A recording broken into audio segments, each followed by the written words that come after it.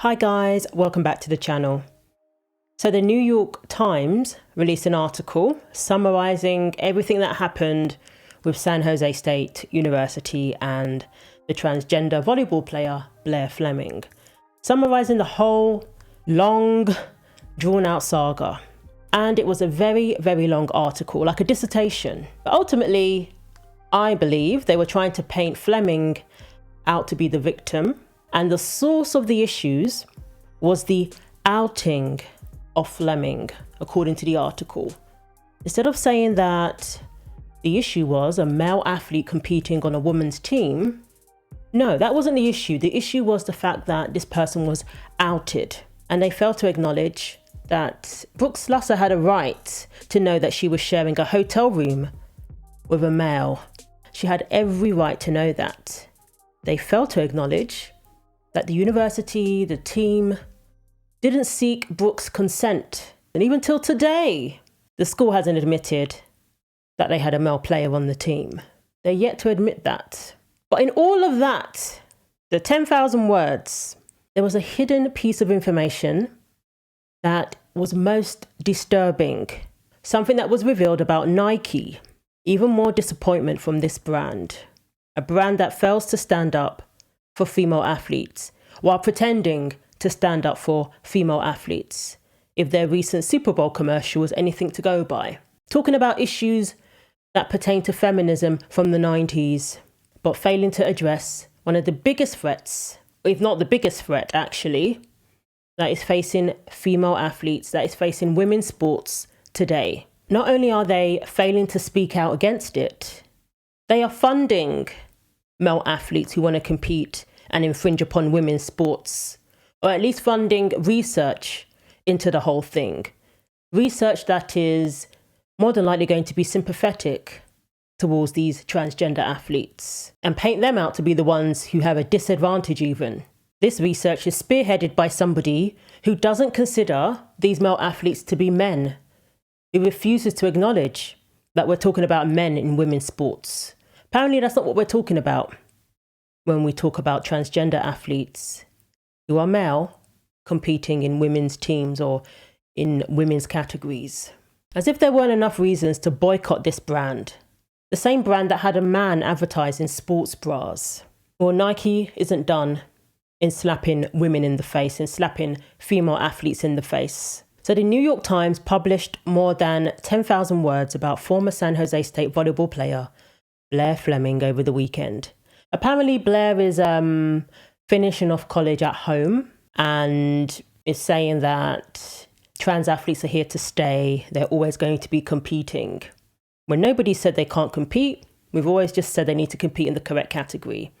Fleming is a biological male who identifies as a woman, who competed on the women's team and who helped make the Spartans one of the top teams in their conference.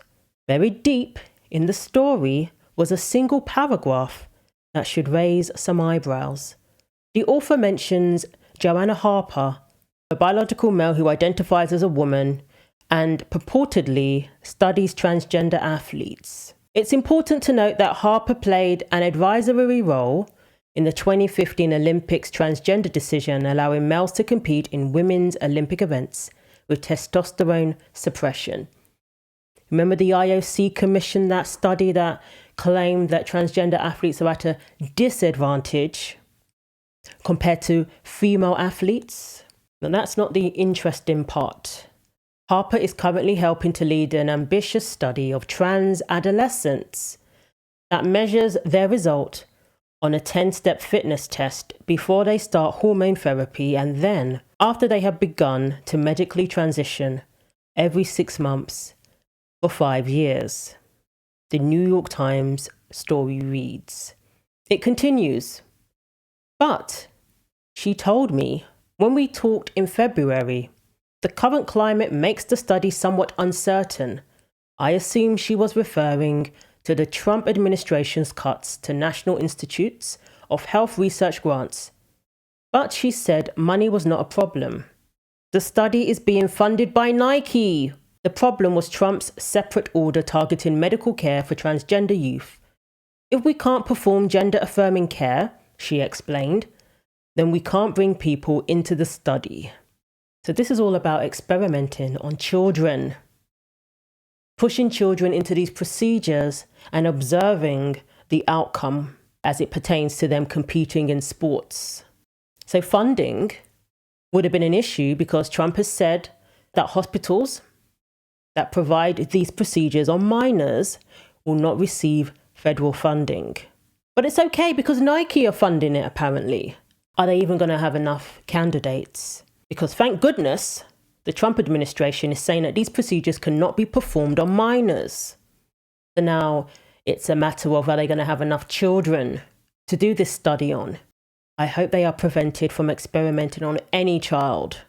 Not one child should be subjected to this experiment. Not one child should be subjected to this so-called gender-affirming care, which in itself is experimenting on children. It's one big experiment within itself. And you're going to use infringing upon women's sports to justify these sort of studies? Sports has categories for a reason and always will have categories. If we are going to allow other groups other than able-bodied men to participate. The study is being funded by Nike. Why is a sports apparel company allegedly funding research that focuses on children and young teenagers taking potentially life-altering medications simply to try and prove that males should be allowed in girls' and women's sports? Basic common sense tells us they shouldn't. And we know these sort of studies can be manipulated to provide a certain outcome, as was the other study that I mentioned, commissioned by the IOC, trying to convince us that men do not have an advantage over women. Oh, they take hormones. That doesn't make them women. And what about the athletes, the male athletes who don't take anything, who are competing in women's sports as we speak, on a high school level, for example, private sporting events? And we know the many studies that show that suppressing testosterone, taking estrogen, though it may wreak havoc on that male athlete's body, because it's not healthy to do that. That's why we don't want children being subjected to it, because they can't consent to that. We know it's not healthy. We don't even know the long-term implications of messing with your hormones for the rest of your life. We don't even know the long-term implications.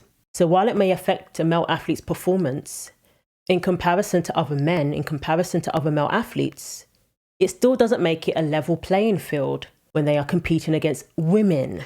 A transgender athlete taking home first place at a middle school girls' shot put event, beating out her competitors by more than 3 feet. Why is that a story? Well, girls from a rival school even protesting the event by refusing to throw.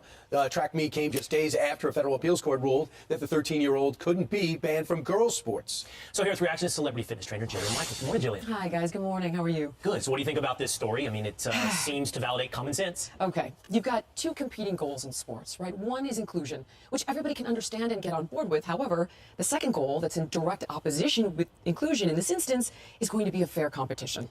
And if that's your priority, if your overriding priority is going to be fairness over inclusion, you got to turn to the data. And the data irrefutably shows that biological males are 10 to 30% stronger, faster, have better endurance, better aerobic capacity across the board. Even if, like this child who went through the puberty blockers and takes estrogen, has been doing that since elementary school.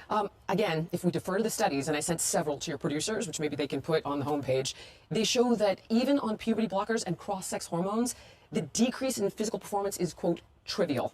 That's what the data says. And to give you an example, if you look at a biological male, transgender female, with grip strength, in conjunction with a biological female transgender male, okay, so both of them are on blockers and cross-sex hormones. The transgender female, the biological male's grip strength, was 17% greater than the female on testosterone and puberty blockers. Yeah, and this, when you talk about contact sports, you talk about safety, you talk about volleyball, you talk about soccer. I mean, this is out of control. Outkick said they attempted to reach out to the company several times and they have not responded. Outkick spoke with sources who had also tried to ask Nike about the study, to no avail. But it's been written about in the New York Times, so shouldn't they address what has been written publicly? It's not like this was some leaked documents. This is in the New York Times, so many people probably didn't even get to that part, but it's in there. Nike continue to push gender ideology. They have a no pride, no sport section on their website, which is dedicated to gender ideology causes. Nike is on a mission to make sport available to everyone, everywhere. We're continuing our commitment to helping shape a strong culture of LGBTQIA+, belonging and visibility in sport. We're working to expand sport for the next generation through community grants, athlete partnerships, impactful storytelling, and products that celebrate the full spectrum of the LGBTQIA+ expression. Because sport is better when all athletes are free to play as themselves. Never mind the effect it has on women though. The women Nike claim to care about. So they partner with organizations such as the Gender Cool Project, which is an educational campaign sharing powerful, impactful stories about trans and non-binary youth in sport. So Catherine Ackerman of Boston's Children's Hospital, we know what that hospital is all about. Ackerman has confirmed that Nike has funded some of their research in the past. In 2023, Ackerman stated that they recently got some money from Nike who wanted to study and look into transgender folks who are going through the transition younger. So if we are talking about athletes who are pausing puberty and then doing gender affirming care and cross-hormonal treatment, what happens to them over time? Ackerman made it sound like Nike approached her, not the other way around. Sounds like this company has a serious obsession with pushing gender ideology onto children. And they have no intention of leaving women alone and allowing us to have our own categories in sports. Despite executive orders and most of the country making it clear that they're not for men competing against women in sports, Nike is still insisting on finding ways to sneak in male athletes into women's sports. And the younger the better, apparently. I have absolutely no interest in buying anything from that company. Absolutely no interest in purchasing anything Nike related. And I lived in Portland, so carry on tarnishing your brand. It's bad enough, where these shoes even come from. Certainly not ethical to begin with. So anybody who buys Nike, this is what you're contributing towards. It's as simple as that. What is the end game?